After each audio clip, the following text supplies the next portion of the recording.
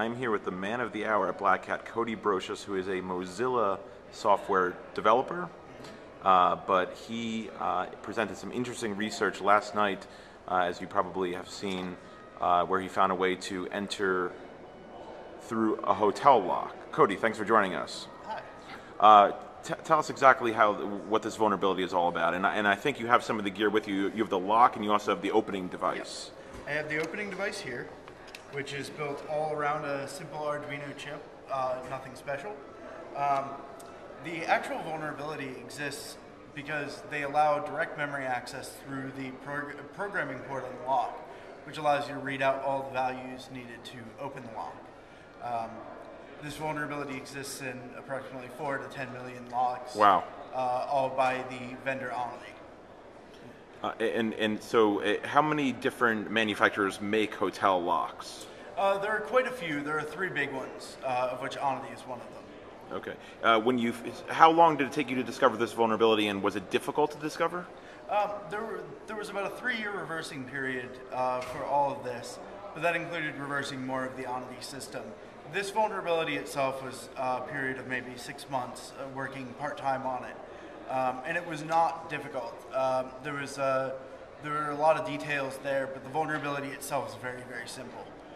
There's nothing to it. And that kind of weighed into your decision to not notify the vendor about this because it is something that they frankly should have caught? Yes, there's no doubt in my mind that someone at Onity must have known about this at some point. It's anyone that would have seen the actual specifications for the lock protocol would have found this. It's simply trivial. How does someone miss that? A manufacturer who is responsible for producing the locks for so many hotels. I don't know how they would have missed it. And you said approximately 4 to 10 million locks could be affected. Yes, it depends on the estimates that you go by. Do you think you're the only one who has discovered this? I would say not. Yeah. I think it's highly likely that someone has discovered this in the past. Have they used that to commit entry? I can't say, but it's definitely a possibility. Yeah, and describe exactly how this would work. If you're a bad guy and you want to get into a hotel room, you would need physical access to the room, so it could look a little bit suspicious. You would need physical access, but the device could be done in the size of a 9-volt battery.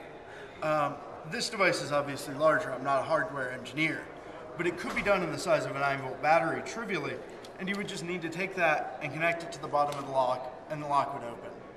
That's all there is to it.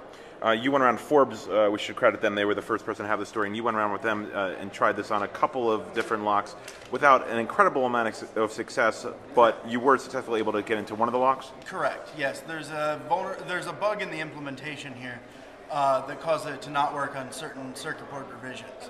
And I have no plans on fixing that, just for reasons of safety.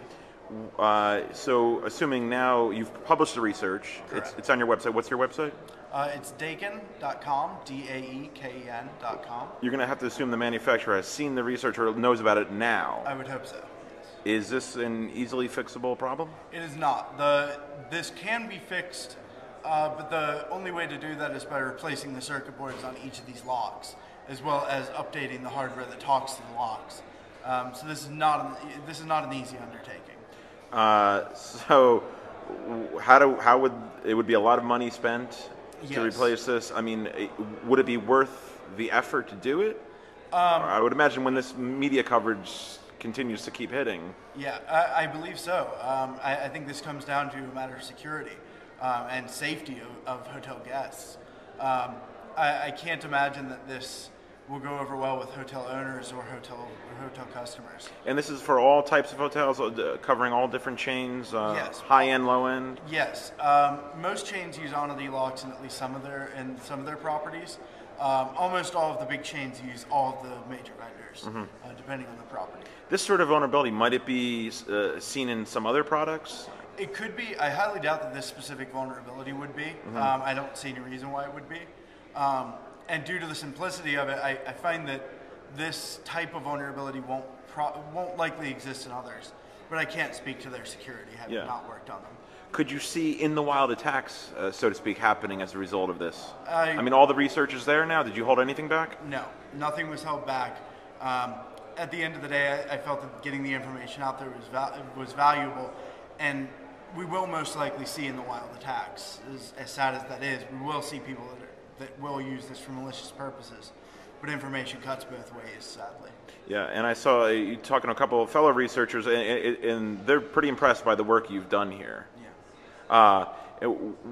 Are you concerned about any legal ramifications as a result of this? I won't talk about legal matters. So. Yeah. Do you do anything more with this research now, or is it essentially you've reached the point where it's out there and... It's out there. There's some future work that I mentioned in my paper and my slides.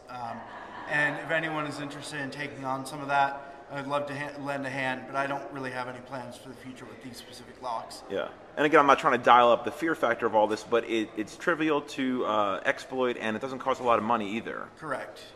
I mean, if you're someone who wants to use your research information and put this together, it would be a relatively simple process? Yeah. It would be a matter of minutes to put this together from parts that you can get off the internet or from Radio Shack. Yeah. Okay. Well, interesting stuff, and it's certainly the most talked about talk so far here at Black Hat. And it wasn't even presented during the normal briefings. It was presented during the zero-day briefings, which is something new this year.